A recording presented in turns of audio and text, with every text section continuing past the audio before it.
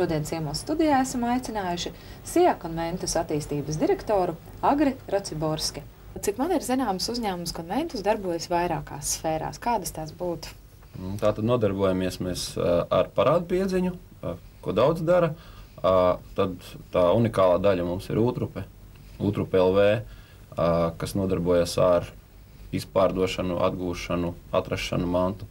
Un juridiskā sadaļa de jure, kas novada, ja nepieciešams, līdz tiesai un tālāk šo procesu. Kā tad mūsdienās notiek Ultrupe? Princips mainījies nav. Tātad ir cilvēks parādā un viņš nevienmēr var atrisināt savas saistības, tad attiecīgi vai tās ir mantas, vai transports, vai īpašumi, kur tiek izpārdoti.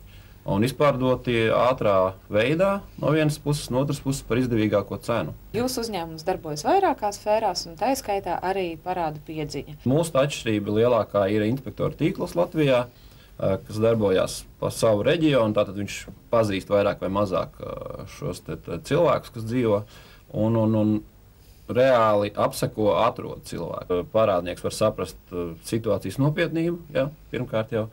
Otrkārt, sarunā vienmēr var atrast šo risinājumu. Kā jau es stāstīju, gan tā ir kaut kāda mantas pārdošana vai kaut kāds grafiks, kurā nomaksāt. Ja.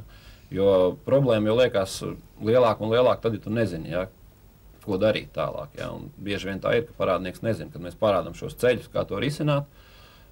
Tur iesakām vai no tās pašas pieredzes. Ja. Piedzinām ne tikai no privātu personām, bet šajā gadījumā pieņemsim, zemnieks ir audzējis rapsi, ja, vai viņam ir tur mežs, viņš ir nodevis kādam lielam uzņēmumam, tas uzņēmums viņam nemaksā. Ja.